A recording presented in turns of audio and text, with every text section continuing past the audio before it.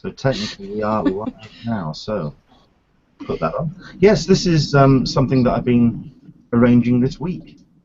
If you are going to be joining us, don't worry, I'm going to roll through these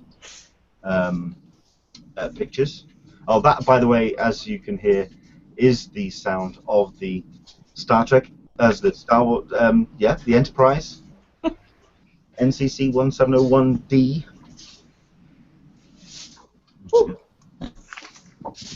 So, Leonard, will you be joining us at New York Comic Con? I really wish I could. Oh, you have no idea. I've been informed by Reed Pop that all I would have to do is just say hello, and I can go as press, but I just can't afford to do more than one North American con at this time. It's just a shame. I really would love to go. So let me just put this in here.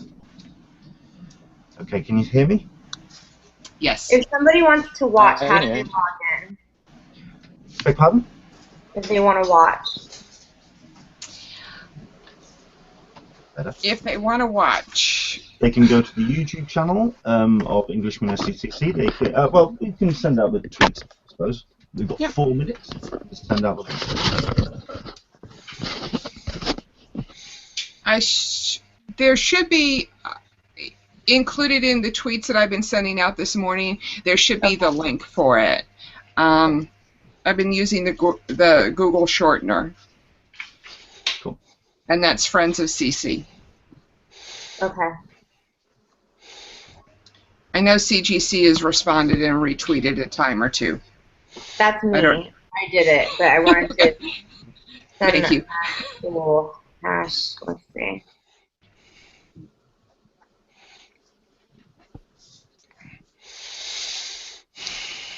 Yes, these are pictures that have been sent in by the viewers, which we have a couple in. Hello, thank you very much indeed for joining us. We are going to be on air in about 3 minutes' time. If you do want to get some questions in already, you're more than welcome to do so. Hello, Michael Leventhal. Hello, how are you? So yes, we are going to be talking about slabbing comics. We're going to be talking about getting into collecting of comics and how to do it properly, I suppose. We've got some great guests who are going to be joining us. The pics that you're seeing on screen, like I say, have been sent in by yourselves. You can send in yours. We are going to change them each week. Send them into pics@englishmaninsandiego.com, and we'd love to see exactly what pictures you've got lined up.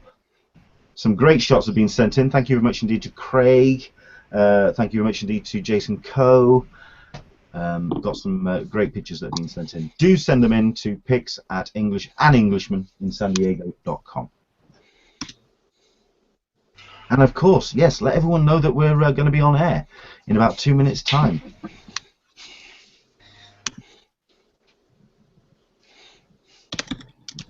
We also do have the T-shirt from last week to give away, the last ship T-shirt. Have you been looking into that? I took a look at it, and I think that there's one entry. Which doesn't say a lot about the popularity of the last ship, quite frankly. Well, I think it might actually have something to do with the fact that it's a size medium, and not many of us are size mediums. It's been a while since I've been a size medium. I'm aiming for it. I might get there by the end of the summer.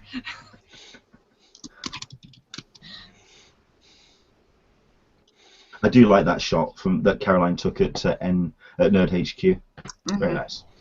Excellent. But like I say, if you want to send those in, I do swap them around each week.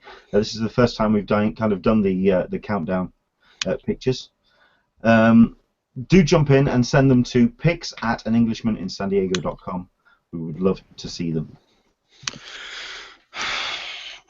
There was actually one that I think is rolling around, which was actually taken yesterday at SLCC, I believe. Hopefully that's going to roll around in a second. Hey, Jay, can you move your mic down just a little bit? I think it may we may hear you breathing. I'm sorry. No. Oh no! Listen, if there's I have very bad allergies. No. If there's somebody who's going to be heavy breathing on this hangout, it's going to be. I apologize. Jeez. It happens. Believe me. It has. On many occasions. as I'm embarrassed. Now I'm embarrassed.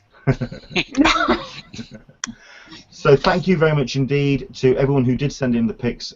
Do keep sending them in. The 5-minute countdown every week. We are going to be changing those around, and I'm looking forward to seeing what your pictures are going to be. Right. Welcome to A Cup of Tea with an Englishman in San Diego. My name is Leonard Sultana, and this, if it's your first time that you're joining us, just to let you know what we're all about, this is a weekly hangout where we talk San Diego Comic-Con, con culture, and all the stuff and nonsense that goes up around con culture. And we do talk about comics on occasion when we get the chance. It's great that we've got people joining us. If you are watching on Google+, of course, you can click on the Q&A button and jump in with any questions. This is going to be the hangout where we are definitely looking for your contributions, because there's lots of things I'm certain that you're going to want to ask our fantastic line of guests that we've got today. Which is where I am going to pass kind of the baton over to the person who's going to look after the hangout today, which is my partner in crime. We've got Alyssa Franks from the Friends of CC Forum. Hello, Alyssa. How are you? I am fine, Leonard. Looking forward to this hangout immensely. I'm honored to have Brittany from CGC join us this week in the hangout. We've also got Anont from the New York City area. If you don't follow him on Facebook, you will you're missing out, because some of the pictures, selfies, you've got the amazing array of talent that you get to see and visit with is amazing. And of course, Jay from Invest in Comics, who will be chiming in a lot later on and helping us understand and decide and choose which comics to get slabbed. What we're talking about today is slabbing. That's actually putting the books into the holders. So, Anont. Yes. Welcome. Tell us a little bit about yourself. Well, I'm just like anybody who goes to con, basically, who collects comic book, and then often most of the time I just go meet the comic creators. But at the same time, you could get like autographs and sketches from them at a con. Just and for your case, so basically getting CGC stuff. How do you get all of those the selfies with the people that I see on your Facebook feed? Mostly they're just celebrities that I go see or encounter in New York, because New York is like the biggest place to meet celebrities nowadays, or even comic creators. He's desperately trying not to use the word stalk. You may have just seen that. Well, it's not really stalking if they're there just for you to meet them. And so Jay. Yes. Hello. Tell us a little bit about your site. How are you doing this week? I'm doing okay. Basically, Invest Comics has been around for about 10 years now. I got my start working on Wall Street in New York for 14 years before the website came along. Comic books have always been a hobby of mine while I was on Wall Street, so that's how the Invest Comics came along, the name itself, because I always collected, read, and also speculated as well. But basically, the website is doing really well. Our weekly hot picks come out every week for the last 10 years now. We just cover an array of different aspects of the comic book business, whether it be movies, entertainment, comic books, everything. I mean, videos. So that's about it. That's all I can think about right now. If I can jump in with a question, because it's certainly something that I've been interested in talking about. In terms of the last 12 months, it's when I've started getting back into collecting comics. And it seems like the comic industry, certainly for the last 2-3 years, has been in a very serious sense of flux in terms of trying to attract new readers. Is today's comics investable? Basically, one of the key components of the weekly hot picks is what I try to point out as far as the modern comic books go, is to basically make sure you read our disclaimer on the website. Because if you're looking to invest in modern comic books and become a millionaire, it's just not going to happen. You have to know that there's a way of doing things, there's a way of reinvesting a modern comic book to make money. Is every modern comic book going to make you money? No. Are you going to lose money? Yes, you are. Comparing Wall Street to Invest Comics as a comparison, there's no rhyme or reason why certain books do well or don't do well.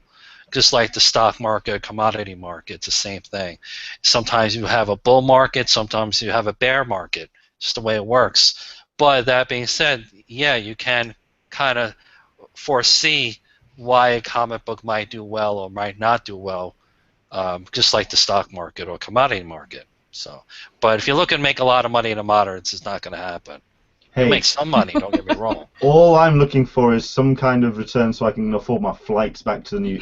Well, you could do that too. You could definitely do that. No problem. Yes, you can do that.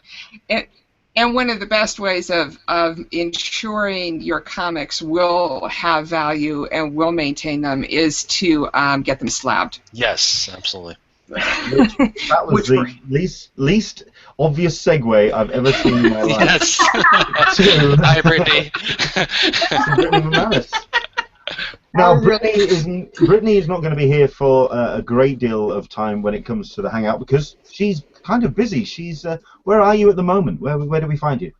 I'm in my hotel room, but we are working the Long Beach Comic Con, which is right next door, and they doubled their show size this year, so we are slammed. We took in about 1,200 books yesterday, and wow. It's a busy show. It's the busiest Long Beach Comic Con I've ever been to. Which do you find is the kind of the big shows when it comes to the business that you do? I mean, is it the kind of the smaller, more intimate conventions, or is it kind of like the big shows like Long Beach, like San Diego, like New York? Each show kind of is different. You know, some shows are really heavy on signature series. Some shows are really heavy on Blue Label. Obviously, New York Comic Con and San Diego are our two biggest shows of the year. Emerald City, Baltimore, and C2E2 are right under those. Long Beach would be considered one of our smaller shows, but this year it's going into the middle kind of size shows because it's been insanely busy. Okay, you used a couple of terms there, which, as somebody who doesn't know too much about collecting, it's probably best to start there. You said Blue Series. You said a couple of terms there. Can you? Yeah, I'm sorry. No, talk us through a couple of those. CGC. We offer a service called Signature Series, where if you want to get your comic book either signed by an artist or a celebrity or a writer, we have witnesses available that will go with you at a show and literally watch the signature take place. That's the only way that we will absolutely authenticate that it's real. If you get something signed and you bring it over to our booth, we can't take it. If you have a picture, we can't take it. If you have video, we can't take it. Unless somebody eyewitnessed the signature happening, it won't be authenticated. So at shows, we bring a bunch of witnesses so they can go with each person individually to watch the signatures happen so you can get signature series on your book. If you submit a book not signed by an artist or a celebrity or a writer, that book would get a Blue Label, which is just a universal label. Okay. I wish I had samples. I'm going to send them to Pix at an Englishman in San Diego. I'd absolutely love to see that. It's fantastic. This is where Alyssa has disappeared for a second. I'm guessing, has she just gone to fetch some examples, I think? Yes. This is where, yeah, okay. Go on then, Alyssa, what have you got? Oh, okay, she's plugging herself back in. Yeah, she just vanished there for a second. Oh, what's this? What I tried to do is, this is what a yellow label looks like, with a signature on it. So this is what you'll end up getting once you've gone through the signature series process. Versus, and I don't know, I may have missed the explanation of the Blue Label, but this is the Blue Label series. So you'll hear people referring to yellow labels and blue label books. Now you see, that's where I've heard terms, and that's why I'm glad I'm glad I'm watching this as well as taking part. So that's fantastic. Once again, people, if you are watching this and if there are any questions that you want to put to our guests, do jump in on the Q&A, and of course you can use the hashtag as well, CupOTSDCC. We do check that out on Twitter. So any questions that you want to ask, certainly in terms of the things that are brought up. So what do you want to go to next, Alyssa? So the process, you walked through the process of getting a signature series, and that's going to the CGC booth, introducing yourself to Brittany and one of her fellow black shirt CGC people, and that's correct. You're all in black shirts, just to... Yeah. Okay. Black shirts for CGC employees, and then the witnesses have red shirts that say CGC Signature Series. So if you happen to be standing in line, and I've done this myself on occasion, and notice a red shirt, and you're thinking about getting something signed, and you happen to notice the CGC red shirt standing at the front of the line, you can kind of wave over to him and say, witness me, and walk back with that red shirt back to the booth, and you'll help them fill out the forms? Yes, that is absolutely correct. You know, sometimes we get to, I think the last time I saw you at a show was in Special Edition, and that show was way busier than it had been the year before, so we were a little bit understaffed, and we had witnesses just running everywhere. If that's the case, you know, a lot of times we'll give you somebody's phone number so you can text them when you're getting close to the front of the line. We try to find a way to make it work. Occasionally, if there's like a really big artist there, the recent artist of Spider-Gwen, he was really big at that show. So we had somebody just posted at his line because there were so many people wanting to get Signature Series books signed by him. So we just stationed somebody there, and they bring people back over to the booth in groups. And I was going to ask actually, because obviously it does sound that it gets very, very busy, and obviously you have people running left, right, and centre. Do you coordinate a lot with the artists and with the cons themselves to kind of, if not circumvent the lines as it were, but certainly kind of allow you to do what you need to do? Yeah, our Signature Series director, Mike Vallant, he scouts out the guest list for the shows. He will let me know how many witnesses we're going to need for a show. Usually we try to bring more than we think we'll need, and we always end up feeling like we didn't have enough people. Occasionally we do private signings, so we'll take a certain artist doesn't want a flood of witnesses in his line, so we'll take the books and then get them signed at a certain time, usually like the last day of the show. We don't do that too often. Usually at the bigger shows like San Diego and New York, we'll do some private signings. Otherwise, in the case of New York, that show is so big, Artist Alley is located downstairs. It's not on the main exhibit floor, so we'll have two booths. We'll have a booth upstairs that'll mainly take in Blue Label stuff, and then we'll have a whole booth in Artist Alley with, Mike heading the booth and then 20 different witnesses to go with you to get any of your Signature Series done. I have taken advantage of the artist signings that you guys help facilitate. I believe at New York's Special Edition they had Claremont. Yes. Was that you guys facilitated that, and would just like to heartily say thank you very much for doing that, because it makes it so much easier. I'd be happy to pay you the $5 or $10 or whatever the artist's fee is to not to have to stand in line, and also for Kirkman, because I know at New York City last year you guys did Kirkman too. Any thoughts on doing Kirkman again this year at New York City? As of now, I believe we are doing Kirkman again, and there will be a few others that I believe we're doing that we will announce once they're set in stone a little bit closer, probably in about a week or so, because New York City is only, 3 weeks away now? It's not far away at all at this point.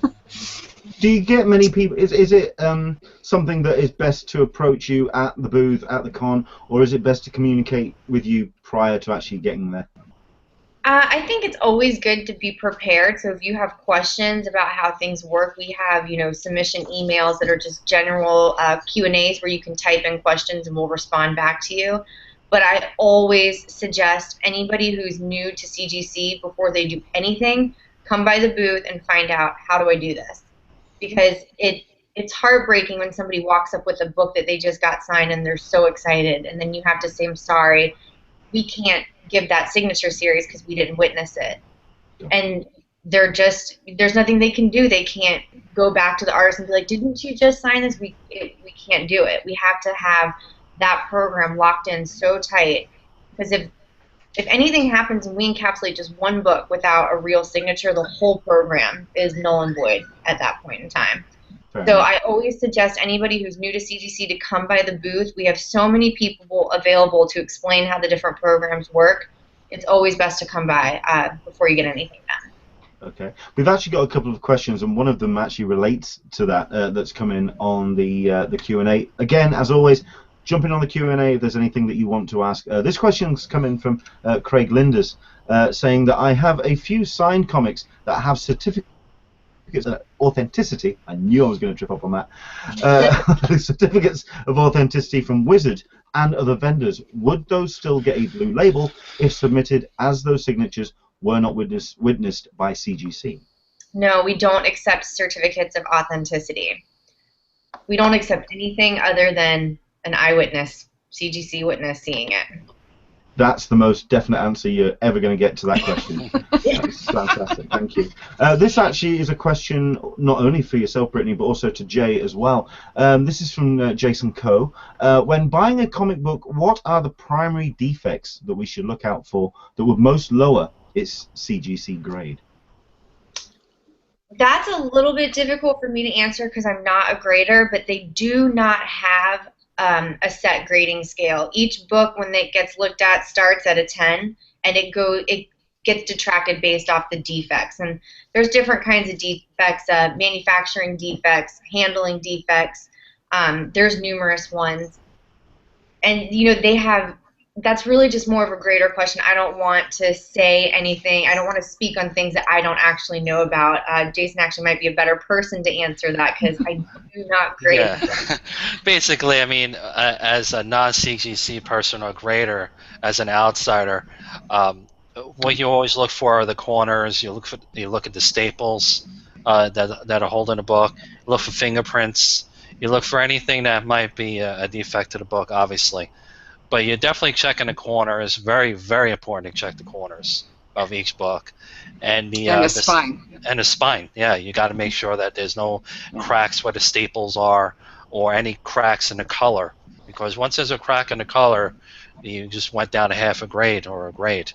So it's, you know, those are some of the many, many things that you look for. Like Brittany said, I'm not a grader myself, but as a collector, that's what I look for.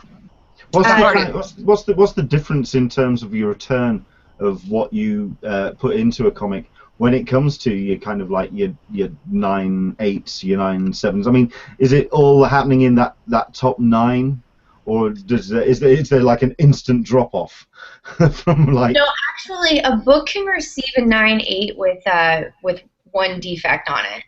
If it has one of those defects on it, it can still receive a 9/8. I've been with CGC for 2 years, and I've seen 110, and that's the only 10 I've ever seen. And I've seen like maybe 5 9/9s. 10s cannot have a single defect. 9/9s don't usually have a single defect. 9/8s though can have a small defect, but as Jason mentioned, corner dings, spine bends, color breaks, that's going to pretty dramatically drop the grade. Okay. Please tell me that the 10s that you saw were actually decent books. They were Howard the Ducks or anything like that. Please keep that. I think the 10 I saw was an East-West book. I believe that's what it was. That's a good book.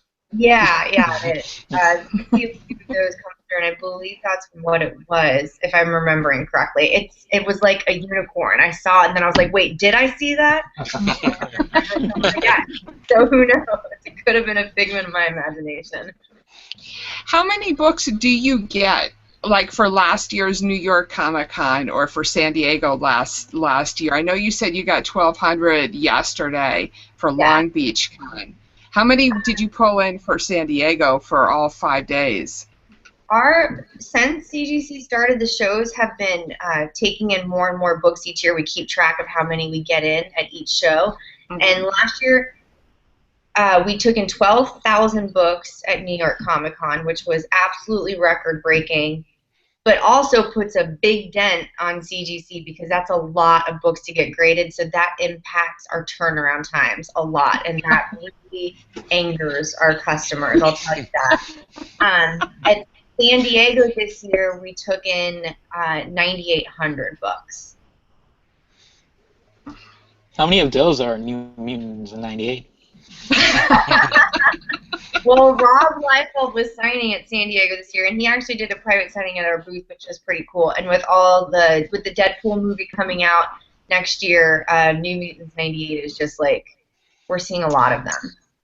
Do you do a breakdown of blue labels versus yellow labels? So you would know of that 9,800 at San Diego, 6,000 of them were signature series versus 4,000 approximately blue label? I don't have those numbers, but I know that we do take those kinds of reports internally. But I don't actually have those numbers readily available.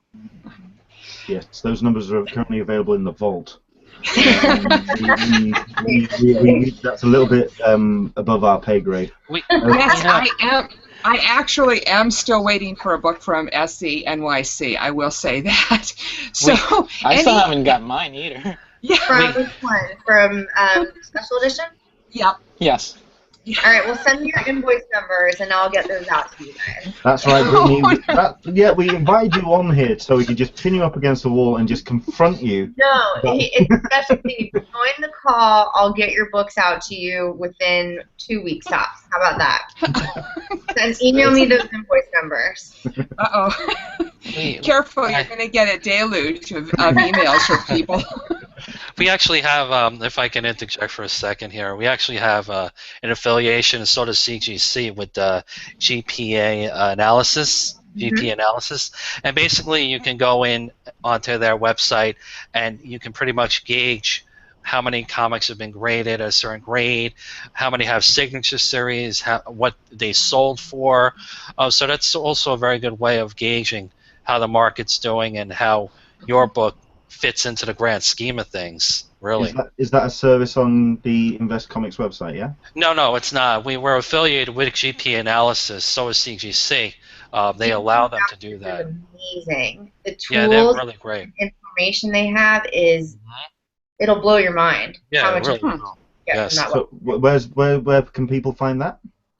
I believe it's gpanalysis.com or something like that. I don't want to get it wrong, but... No, it is. GPanalysis.com. That's it. Okay, thanks, Brittany. Yeah, so it's really a great website, a great tool to use. Cool. I'll put that link up in the Q&A. That's fantastic. Thank you, Alyssa. We actually have another question as well that's come in. Again, keep them coming, please do. This is from Michael Leventhal. Hello, Michael, one of our good friends on the Hangout, asking how does pricing work for CGC with blue, yellow label, as well as opening an account for a con for a day. What about third parties for CGC if CGC doesn't have a booth at a specific con that you're going to? Okay, these are all really good questions. That was a lot. That was a lot in there.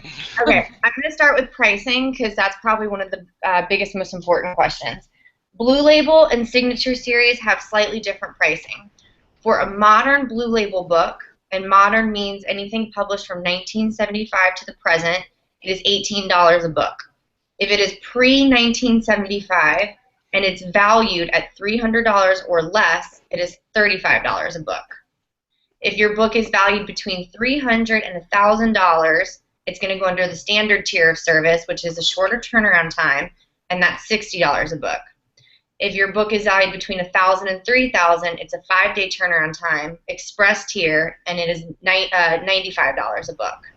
Anything above $3,000 a book is a 1-day turnaround time. It goes walkthrough, and it's 3% of the fair market value. I can just picture what that actually entails is an entire CGC office going, have you seen this? Have you seen this? Good grief.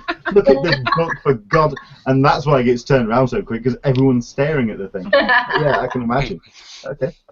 The truth of the matter is the different tiers, we have to put insurance on every single book from the moment it leaves the customer's hands and enters our hands, we have to insure it. We're a collectibles company. Everything inside our facility or in CGC's custody, if you will, has to be insured at all times. If anything happens to a book, we have to pay out on the value that that customer insured their book for.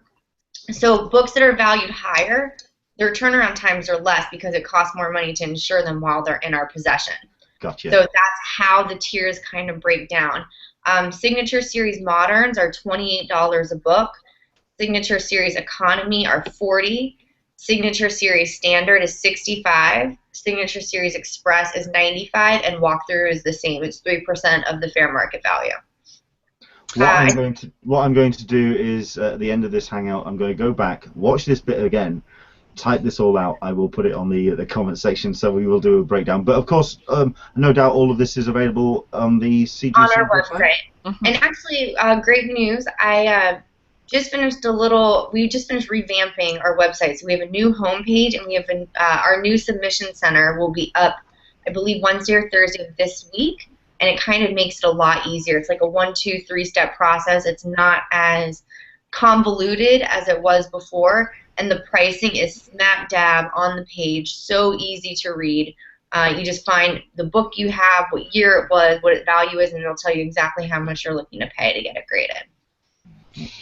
How does Fast Track work in that? Because a lot of times what I'll do is I'll get Economy Fast Track. That cuts it in half. Say it's just a standard blue label or a signature series. So, is that correct? Yeah, Fast Track can be applied to either modern or economy tiers. Standard, Express, and Walkthrough, there's no Fast Track for those because they're already a much faster service. If you want to pay $10 more per book, you can Fast Track your moderns or your economies, and whatever the current turnaround time is, it's going to cut that in half. That's correct. How accurate is the website with regards to your turnaround times? I just updated, well, because we're relaunching our submission page, I just updated our turnaround times, and the ones that go live this week will be actually accurate. Our modern tier of service is running at 75 business days right now. Our economy tier of service is at about 70 to 75 business days. Our modern tier of service is much more behind than it has been in the past. We have an influx of moderns in-house, which is great. It's not a bad problem to have so many books in-house, but our modern turnaround time is suffering right now. So if I were to apply a Fast Track to that, would that cut the time in half about? Modern Fast Track books are running at about a month and a half. Okay. Our modern turnaround time is about 3.5 to 4 months, but Fast Tracks are actually getting out a little bit faster than half the amount of time. Because that's been one of the questions that a lot of people have had for me is you know, and wanting to ask you about was the actual turnaround times. So how many boxes of comics do you actually ship back, will you be taking from Long Beach to your CGC facility in Florida, do you think, from Long? We've shipped out 12 boxes yesterday, and the show started about an hour ago. They let VIPs in at 9:30, so I'm not sure what they're at now. I'm going to assume we're probably at 1 or 2 boxes so far. But I'm going to go ahead and estimate that we're going to probably end up with anywhere from 20 to 25 boxes for this show. Is that pretty standard for a weekend, that when you go to a con you come back with at least 1,000 books these days, or is it possible 25 boxes would be 2,500 books roughly, give or take. There's an estimate between 80 and 100 books in one of the boxes that we ship. Closer to 100 usually, especially if they're mostly moderns. But each show in New York last year, we shipped out 120 boxes. Here we'll probably take in 25. It really just depends on the size of the show, the artists that were there, how many dealers wanted to drop off books. each show is so different. How have you liked Long Beach? We were hearing some people commenting on a lot of lines and a lot of craziness to get into the con. How has it been for you? I actually dined with one of the show promoters last night, and he was explaining that the prepay line, everybody was like, let me go ahead and prepay so I can just get in right when I get there. That line was around the building, down the street, and then the cash line was like 10 people long. So I guess, joke was on them thinking they could get in earlier, but I heard that there was a lot of anger about that prepay line. But it was a busy show. Like, it took me a significant amount of time to get from my booth to the bathroom. That's how I judge how busy the show is. That's always the priority. Yeah. That's how I know. If it takes me a long time to get from the booth to the bathroom, I'm like, this show is busy. Mm-hmm. Right. Okay, we have a question from Michael Leventhal again. This is for Anont and for the others on the guests as well. Since you deal with artists a lot, how do you deal with an artist when a commission doesn't go to plan, or when the artist falls off the grid and you can't get in touch with them? I think this one's more. That's kind of tough. Because there's really got to have some kind of contact info with them. Like recently, I have like some fallout with one of the artists that's supposed to finish my commission at Special Edition. Even though I have her contact info, she's not responding back to me. So it's kind of tough to say about that, because we usually get our stuff done, or we normally provide the info for them to either contact us or contact them back. That's really there's really no way of knowing unless you have some type of contact info at this point. I can imagine it's very similar to yourself as well, Brittany, in terms of, I mean, when you have some quite expensive items, and then people just don't get in contact with you, or something doesn't quite work. Or like myself, you forget to go back and give your credit card number at the end of the show, so you get the phone call. Yes, I've been that one.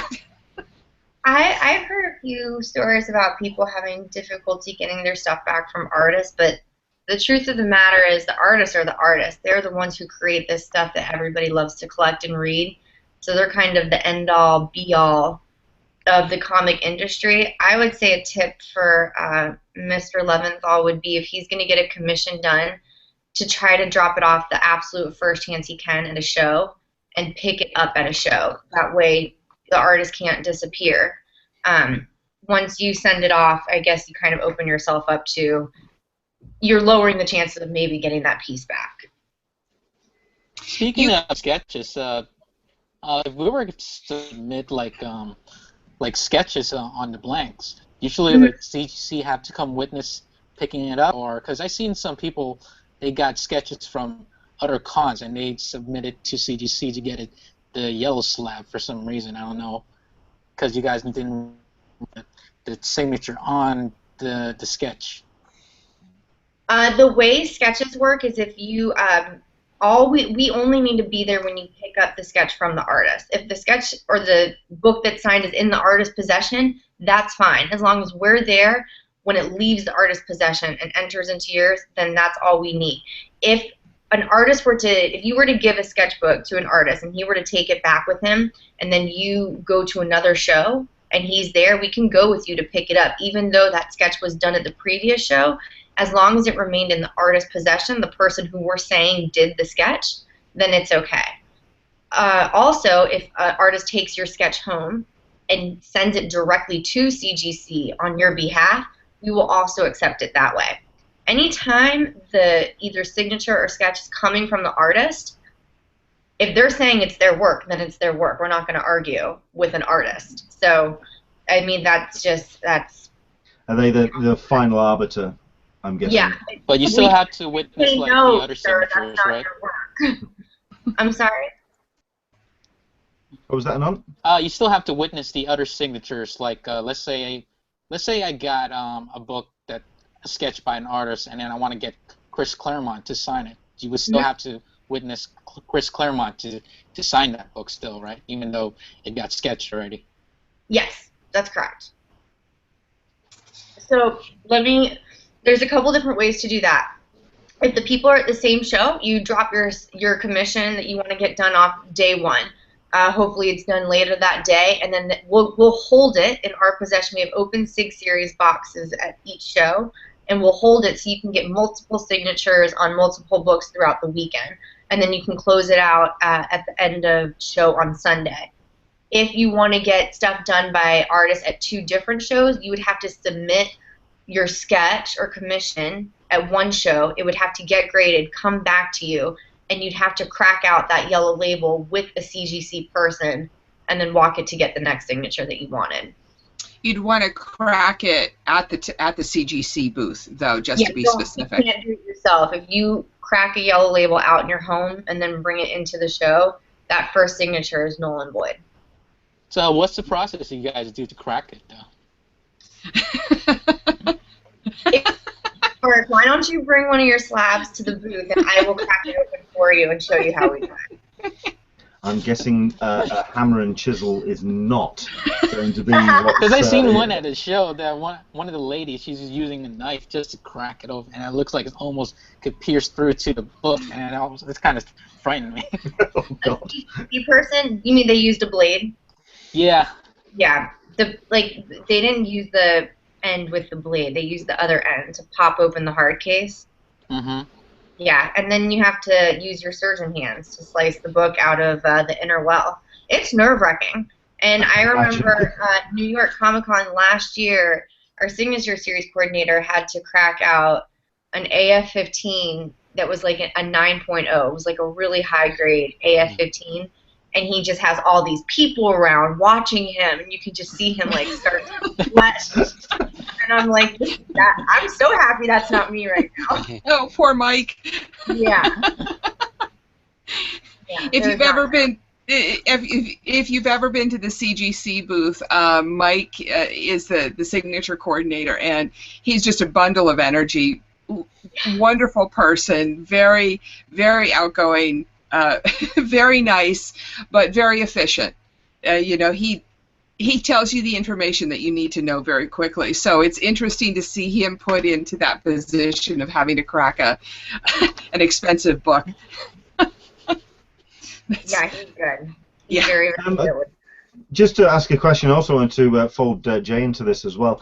In terms of the books that you actually see coming to you, because you do talk about, say, from 1975 and back, is the books that you're seeing coming to CGC, the booth, is it a lot of the classics from the Silver and Golden Age, or are you seeing a lot of newer books kind of being that start of that long-term investment process? What's the kind of percentage that you're seeing at the moment? I would say that we probably have 70% modern books and 30% older books. I would say that recently it's been an influx of modern stuff. But as Jason was mentioning, there are some modern books that are just winners. Like there are some modern books that are like the New Mutants 98 and Spawn 1 was a good one. Walking Dead #1 is a great one. There are some modern books that are just good books. Right.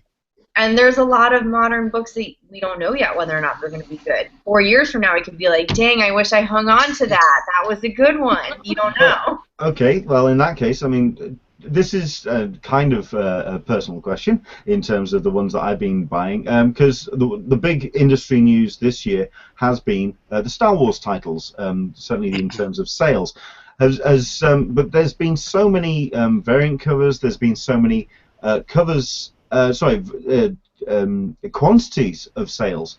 Does that kind of harm how much of an investment these Star Wars books are going to be? I'll put that to Jay, I suppose. Yes, it definitely does, because it comes a point that you have too many copies of one book. Star Wars #1 was a great book.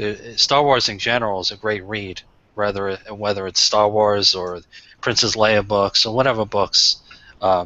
Marvel's putting out right now. But the whole factor, you have to factor in the quantity that are available for a book to be worth money.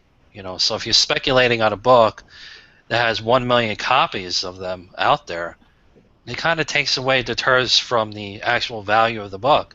New Mutants number 98 is a great book. Okay, it's the first Deadpool, but at the same time, the book was overprinted. So a lot of times you're going to get people paying a lot of money for that book, but at the end of the day, you have too many copies of that book out there. But as for the Star Wars, going back for a second, Star Wars books, Invest Comics, we recommend buying any of the new Star Wars books coming out right now as far as the moderns go, because there's that chance of an introduction, a first appearance, that'll make that book explode. And your $4.99 book, graded by CGC, becomes a 9.8, and all of a sudden, your $4.99 book is a $100 book or $150 book, because of that introduction of a new Star Wars character. So there's a lot of factors that go into modern books that factor into either being worth money now, or 10 years from now might not be worth money. Brittany, in terms of people wanting to put books to you, do you find it is mostly investors, or is it just people who are just really wanting to make sure that this book is kept in the best condition that it is? There's really, truly both of them. There's just the collectors who wouldn't, they're never selling their books ever, and they want them just to be protected, and they want them for themselves, and they're going to pass them on to their kids and their grandkids, and they're not selling them. And then you have dealers, and you have people who just turn them around, get them graded, sell them, buy more, get them graded, sell them. You deal with both. It depends on the person. Okay. What kind of, I think this is again to Brittany and Jay, in terms of what's the kind of usual, or what's the uptake on a book once it's been graded? Say, for example, a book's been brought to you, and you get a good grading on it, and like I say, a signature series. What kind of percentage are you looking at, kind of as an investment? I suppose that sounded incredibly vague. I do apologize. Well, I mean, personally, for me, what we always recommend on Invest Comics is to basically make your money whatever money you can make, and walk away from it. Because basically, spending $4.99 on a comic, you're getting it graded through CGC. So all in all, say you're in $40 with the book. Okay, let's just say you got to sign and graded. It's a 9.8, and a book you could sell it for $100. So now you talk about a $60 profit. Our attitude has always been, especially with the moderns, speaking on the moderns, take your money and run, because you're only $40 into the book, and you're going to make a $60 profit. So take your money and run. A lot of times what happens in this industry, especially with speculators, is they get the book rated and signed, and they hold on to it because they want more money. And what happens is the market gets saturated with all the 9.8s that are signed, and all of a sudden your $100 book is now $50. So now you're either going to break even or you're going to lose money. So a lot of times what we try to tell people, collector moderns, make your money and just go away. Just move along, because basically you make your money, you just reinvest it into more modern books, and a lot of people hold on to these books and lose money a lot of time. I don't know if Brittany can attest to that because she's on the other side, but on this side, that's what we see.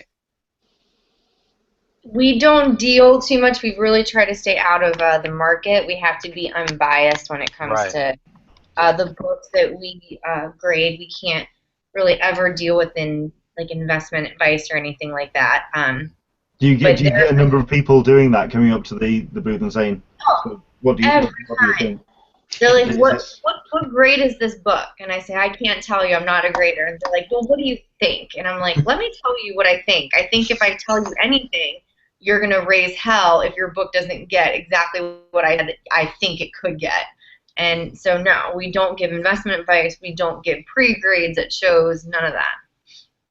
the graders are the experts. They grade the books. The dealers that are out there are the experts, and people like Jason, they're the ones who know about what books are worth and what they should sell for and all that. We don't really deal with that. We just and now I'm picturing them arriving at a con in the pimp suit, in the limousine, as the rock stars of CGC.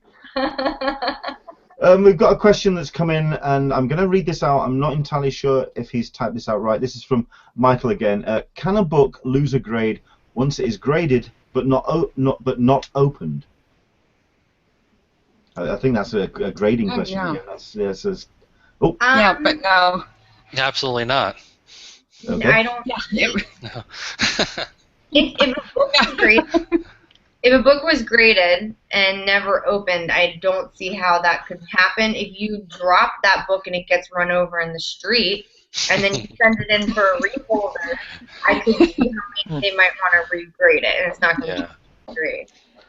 I just asked the questions. Okay. Hey, Brittany, do you need to go? Are you okay? No, I have a couple. I'm gonna give myself till 11, and then I'll take off. Okay. Well, that's when we're going to be wrapping up anyway. Okay. So we can try and keep it to an hour. Okay. Well, I think. Oh, go on. Yeah, I did have a question. And a lot of people, this kind of goes to the philosophy of signatures.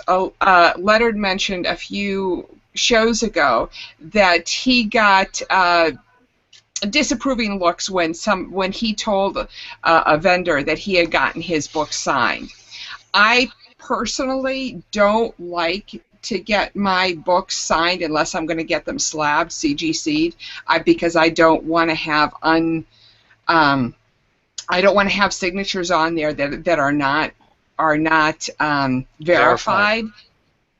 Absolutely. And so I'm wondering from Anont and Jay, what are your feelings about this? And Leonard too. What are your feelings about this? Whether or not you would get a book signed, whether or not you're if you're not going to get it. Still get my book signed. Well, I would still get my book signed anyway. It's a matter of preference, really. It's a matter of whether or not you're doing it for personal reasons.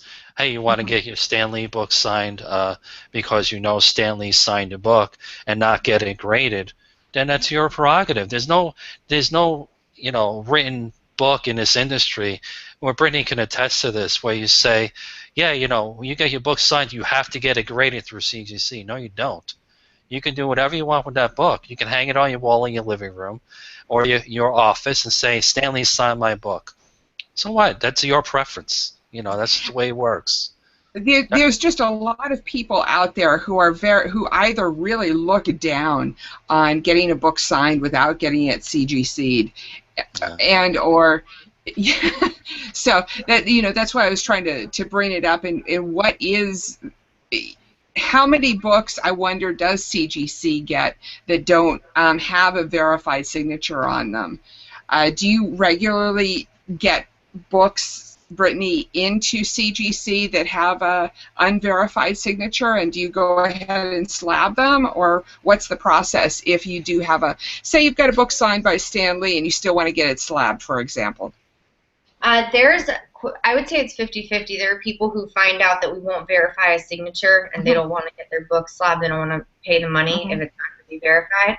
But then there are people who, they don't care. They know Stan Lee signed that book, or they know Todd McFarlane signed their book, and they don't care whether or not it's authenticated. They just want it protected, and they know for their own peace of mind that it's real. And that's fine. That's wonderful. It's yours. It doesn't matter.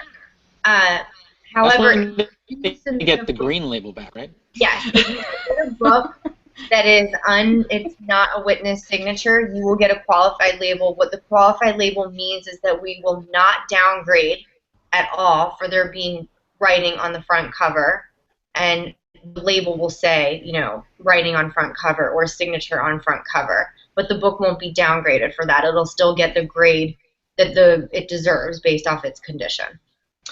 And that brings up another interesting question, which is purple labels. Okay. Not my area. Which are... Okay. Stop using these terms without explaining. Come on. Okay, so what are purple labels? A purple label is a restored label. It's any book that has restoration done to it. Okay. And my history with that was that I received a purple label. Unbeknownst to me, the book had been touched up with a black magic marker, and I had to search the web vigorously to find out what the purple label was. So I just wanted to put that out there to people so that they would have heard the term before. Yes, I was massively disappointed. It was like a Daredevil 10 or 14. 20 that I had a Stan Lee signed, so I was I was unhappy. just a little. I will say this: a lot of times we have a sister company called CCS, and it's a pressing company, and they do restoration removal. And oftentimes they can work miracles in removing restoration. Not everything. You can send a book in and they'll screen it and say, yes, we can remove this restoration, or no, we can't. But that is a good option for people who buy a book not realizing that it could have restoration, and then they get it back and find out that it does. Mm-hmm. That's a good option if you wanted to see if it's possible to get it removed. They're also great. I'll have to second them. I had the opportunity to see the leader, the owner of that company, talk to another person with regards to the problems and or possible grading prospects of a raw book that he had in hand. And his services are wonderful, the pressing. And you do that through your booth, Brittany. Mm-hmm. You can submit books for pressing at any CGC booth at any show. That will dramatically increase your wait time, though. I submitted a book for pressing, and I don't at a special edition, which was back in June, to get an Iron Fist 14 signed by Claremont, and it still has not made it to CGC yet. So just to be warned that will increase your wait times. Voice numbers. Thank you. I'm hesitant too, but yes, I probably will because I am curious. What type of books are you guys are collecting? And this is primarily to Jay. I'm talking about your keep and hold books, not the moderns, which you've eloquently described as to flip them. But are you keeping and holding the bronze books? Sure, there's plenty of books out there to keep and hold. We talk about it all the time. The bronze books, there's certain ones. Obviously, the Iron Man, 55. But the big comics right now that we're speculating on are the Inhuman books, the Fantastic Four from the Silver Age, 45, 46, I believe, is the first Black Bolt, first Inhumans. We're really highly recommending that book, extremely recommending that book. If you can get that book at any price right now, we suggest you definitely pick it up and buy it. As for, and also Fantastic Four #4, also another Silver Age book. We're telling people to definitely pick up on that book and buy it. It's the first Silver Age Submariner. And this is so many books out there that I wouldn't be able. I'd be doing an injustice if I were naming some books and forgetting others. But those are really books that we're really high on right now, especially the Inhumans. Very very big, very huge. We recommend buying that. Anont, do you what books are you keeping and holding these days? Do you get mostly sketches though? I've been getting mostly sketches here. I'll show you some of the recent I have show and tell time. Yeah. Robbie Rodriguez Spider-Gwen. And if anything blanks, that's what I usually been collecting just to get sketches on. Mm-hmm. Wonderful. Wonderful. So Leonard seems to have dropped out of the Hangout, so we're not. So I'm hopefully that he's going to come back in and join us again. Leonard. Oh no, Leonard. Well, and It looks like there he's back. he is. Yeah, wonderful, wonderful. So are you predominantly, Jay? You're predominantly looking at the Silver Age stuff, or the early '60s Marvel stuff. Yeah, well, predominantly looking at that, and also the Bronze Age books, even the Copper Age. Those are all books that if you want to buy and hold, those are the books that you need to get. You can't.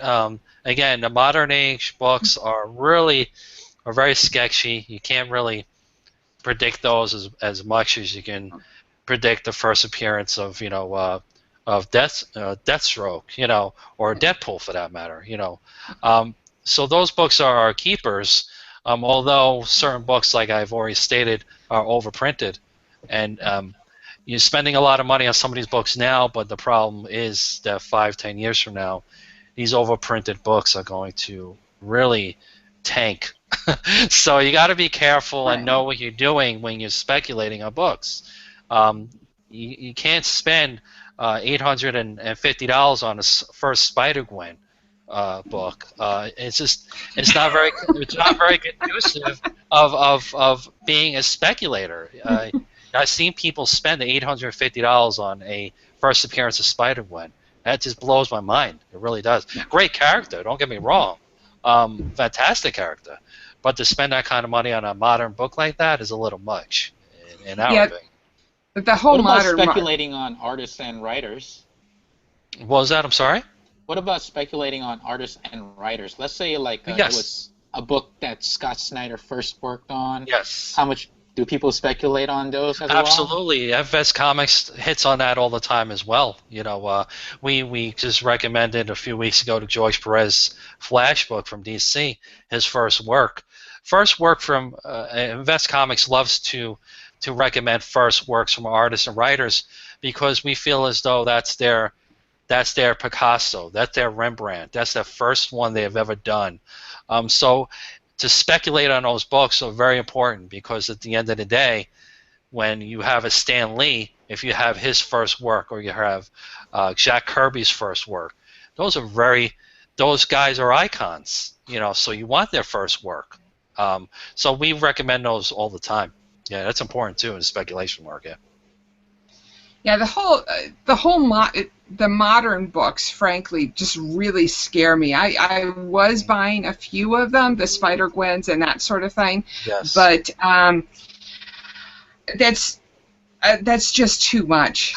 There's too much new stuff coming out that a lot of people are hyping on, and yet I don't see the prospect 6 months down the road to be able to slab them. But that's why with Invest Comics, our weekly hot picks, if you read them, we try to really lay it down on a line to explain to people, as well as our disclaimer, which I mentioned earlier.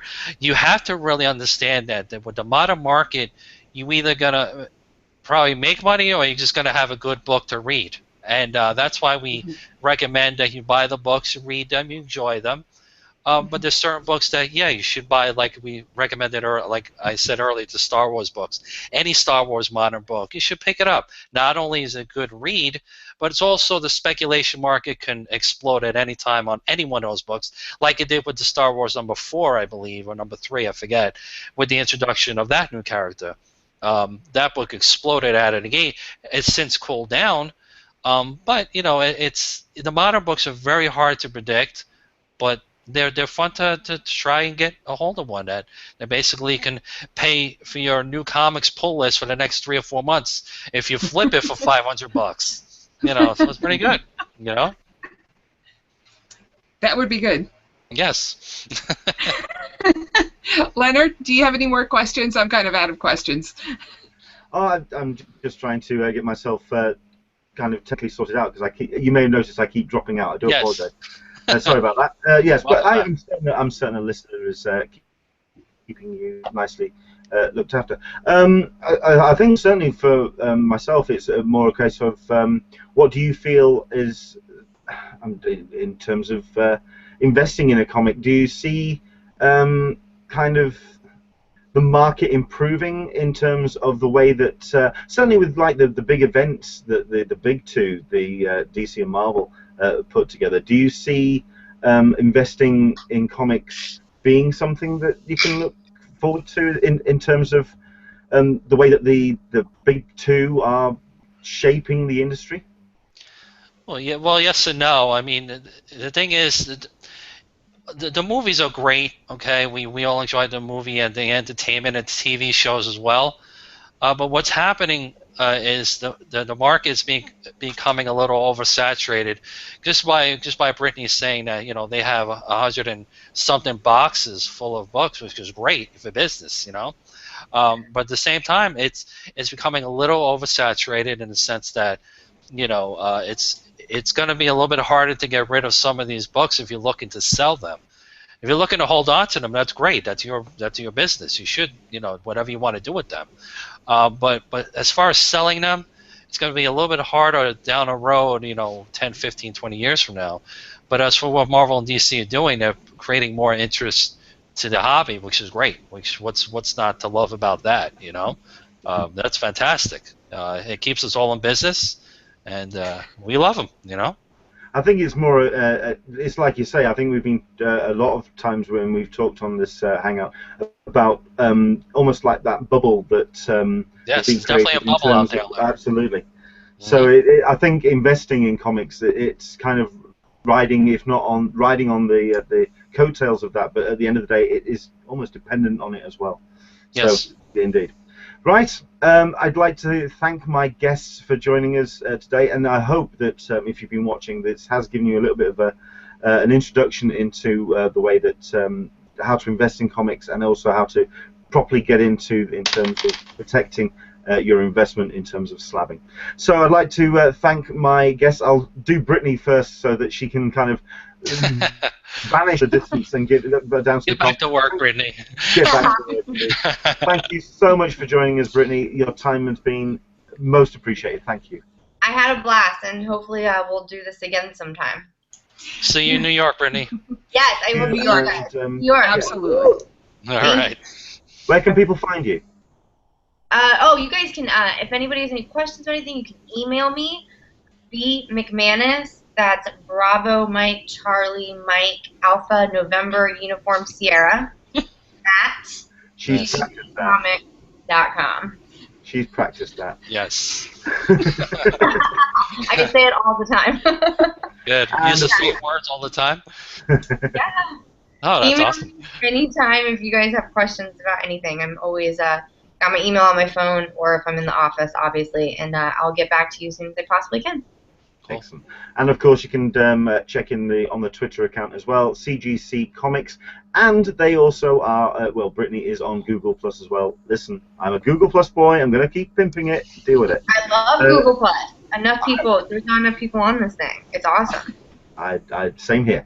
So there we go. Thank you very much indeed, Brittany. We'd also like to thank Anont. Thank you very much indeed for your time. You're kind of frozen on the... There you go. Thank you very much indeed for joining us, Anont. Where can people find you? You can follow me on Twitter at Boukenred, Boukenred, or I'm on Friends of CC Alyssa's forum as well. Excellent. And also, it sounds like on your Facebook page as well, which is it got a vanity URL, or is it just people just find you on Facebook? Oh yeah, you can find me on Facebook. Just look for me, Anont, A-N-O-N-T, and then you could just, if you want to follow me, go ahead. There's really nothing to follow, but... Oh no! No. You've got a lot of selfies there with famous people. It's amazing. I'm constantly amazed. Every day there's a new selfie with somebody I recognize, which is saying a lot because I don't recognize a lot of people. So seriously, I'm gonna go stalk you after this. I'm excited to stalk. And he's in New York City, so he gets to see a lot of people. Yeah. I need to up my stalker skills and just wait outside like Blake Lively's house more often. Maybe I'll get a selfie. Whereas I'm based in Yorkshire and no one comes here. Well, we've got a couple of big cons coming up in the next couple of months. We'll talk about that in a second. And last but not least, thank you very much. Next year, if you are going to that show. Oh, absolutely. This, I think, was the first time I actually saw CGC in the flesh. Yes, London Super Comic Con. Yes, looking forward to that event. Absolutely. Oh, Events Comics was there too. we'll see you then. Oh, excellent. We were there at London SuperCon. That was pretty cool. Are you coming over? Are you coming over? Are you coming for that, Jay? Oh, well, yeah, we'll probably go back out there. We'll see. I haven't. Yeah. Oh, well, we'll have to do one of these IRL things that the kids are all talking about. Thank you very much indeed for you to join us, Jay, as well. So where can people find you online? Basically, www.investcomics.com. All the major social networks, social media, Facebook, Twitter, Instagram, Pinterest, Tumblr, Flickr, whatever. You can find us everywhere. Doesn't matter. I think I saw a very distinct absence there. Yes, Google Plus, they are there. No, but we're on Google Plus as well. Yes, we are there too. But we don't have as many followers. People don't seem to come to Google Plus as much, but we're definitely going to be pressing on that for people to come over. I'm starting to take this personal now. No. Okay, right. No. Thank you very much indeed, Jay. And, of course, Alyssa, thank you very much indeed. What's next on the agenda for the forum?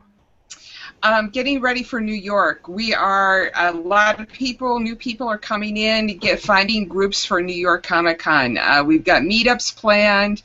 The Walking Dead tickets have come out, where a lot of people are going to go over for that and planning drinks afterwards. It's a good time to be had by all. Excellent. Well, yes, let's talk about New York Comic Con very quickly, because we do. Yes.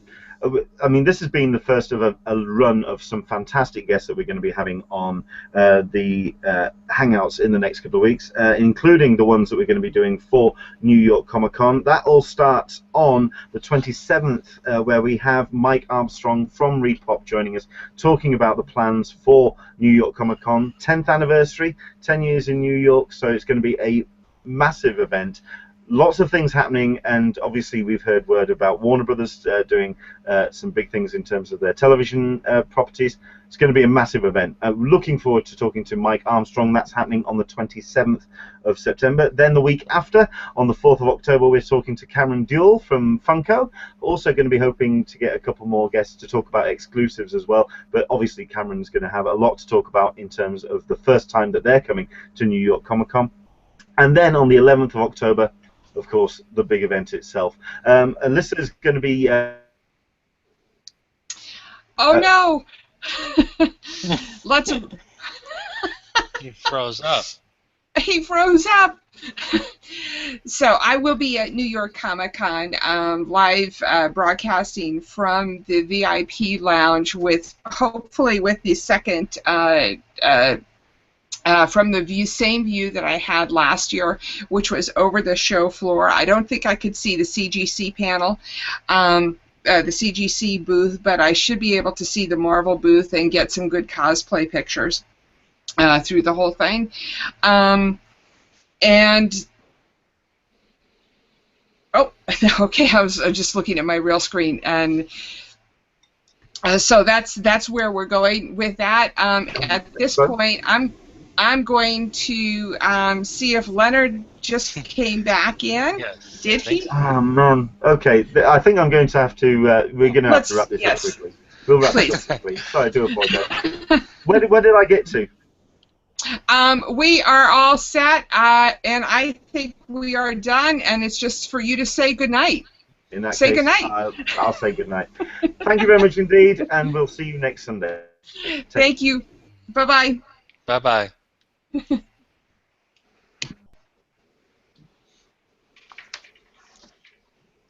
Waiting for the live signal to go off. So what do I do? Just X out? No, you're fine. You could just stay. Why don't you just stay here? He's got. We're still live. He's going to edit this out. And I'm just trying to get him to turn us off. Don't forget to get your Invest Comics bracelet at New York Comic Con. Wonderful. Wonderful. Turn us off. Alyssa, thanks for having me on. I appreciate it. Oh, you're welcome. All right, guys. You're welcome.